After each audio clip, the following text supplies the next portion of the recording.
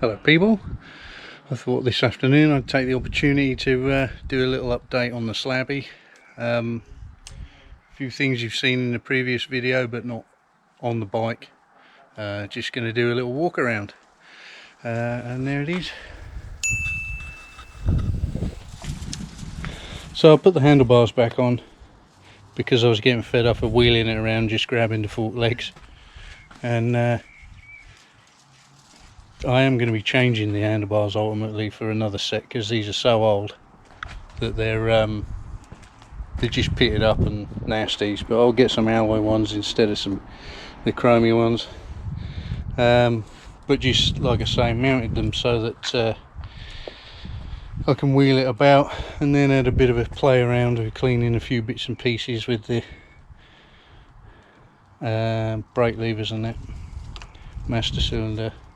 Cleaned up switch gear on this side with some silicone spray, T-cut, just trying to bring it back to life.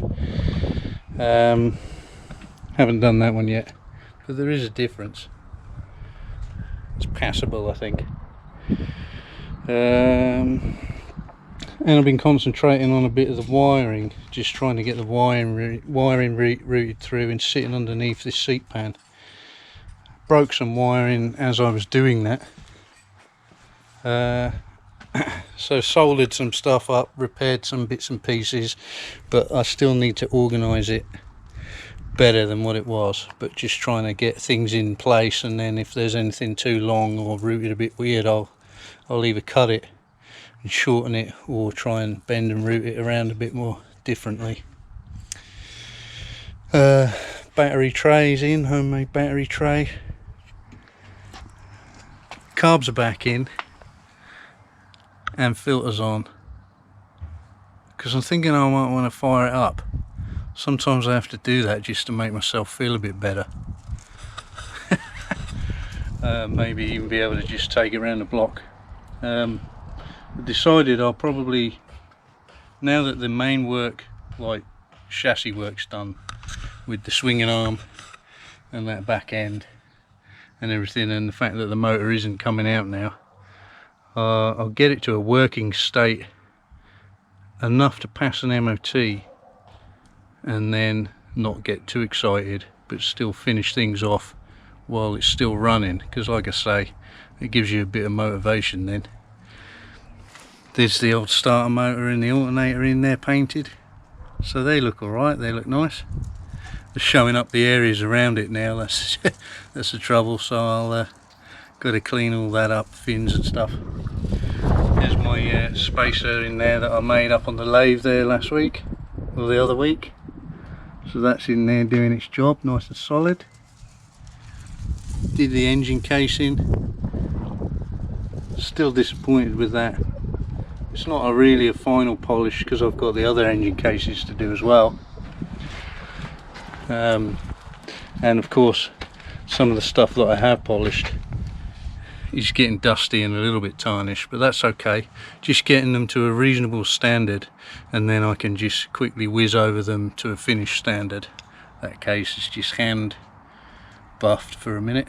That one's got to come off obviously and have the same treatment as the one on the other side. Had the pipes off. Stainless pipes, they've come up real nice.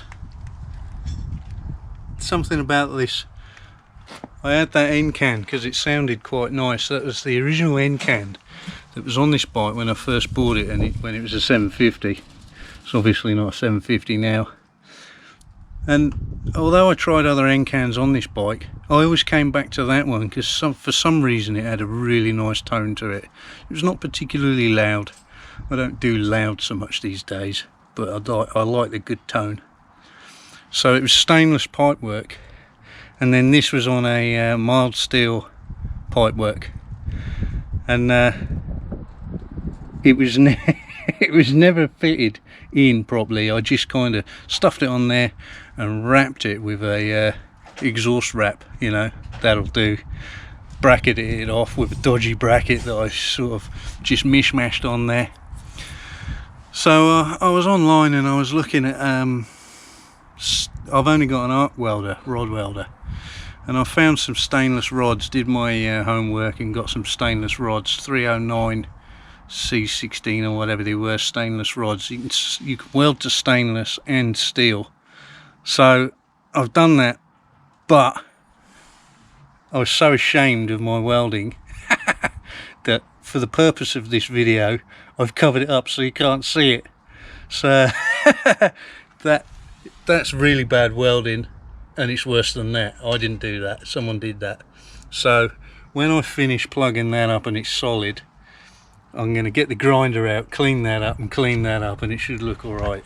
But until then you don't get to see it because it's shocking. Yeah, there was all the under tray, and that was all repolished and re-established there. Back wheel is powder coated wheel, but even that's decided that it's going to start bubbling up. So I kind of treated that with some, we're just cleaning it back with what is it, it's a bit of silicone spray. I T-cutted it and then silicone spray, and just to try and maintain a shine on it, which it has done in comparison to what it was, but it's still not great. So that's something we'll come back to another time. I've got to rebuild my brakes, calipers. Polished up all those rear sets. I polished up the other ones which are in the garage, but I haven't put them on yet.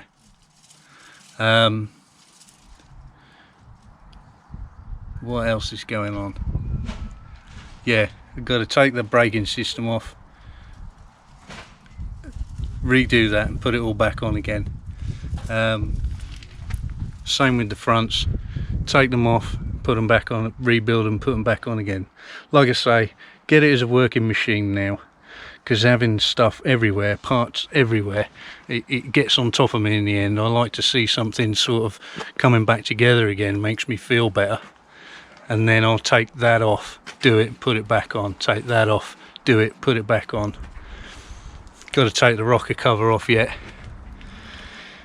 strip that and repaint it. I want to do it blue again, I quite like it. It's sort of a nod to the old Suzuki's blues. So you've got the Monza blue and then that darker blue that they have, without being the standard paint scheme. You've still got the standard paints that were used, well, close enough anyway. The fuel tank, which you guys haven't seen yet, along with the seat cowling and the head cowling, the light cowling, they haven't fared very well, so there's a lot of repairing I've got to do, and I'm going to make an attempt. I'm no body sprayer, but I'm going to make an attempt to repair all these, rub them back, respray them and re-lacquer them. The tank as well, and the nose cone. But the tank's got a leak in it, so I'm going to get some pet seal, seal that up. I also made a little makeshift, you'll laugh at this because it's pretty comical really, a makeshift blasting tank. It's not really the done thing. I've got the old blasting tank gloves there, the like gauntlet gloves that you put your hands in, so I can cut a bigger hole there so I can stick my hand in there and the gun goes in that side. And it's been really good for just blasting off really like small parts. It's not like a proper job or anything, but you know, actually functioning wise it works pretty good. So that's it really. As she stands, we're getting there real slow, but we're getting there, you know.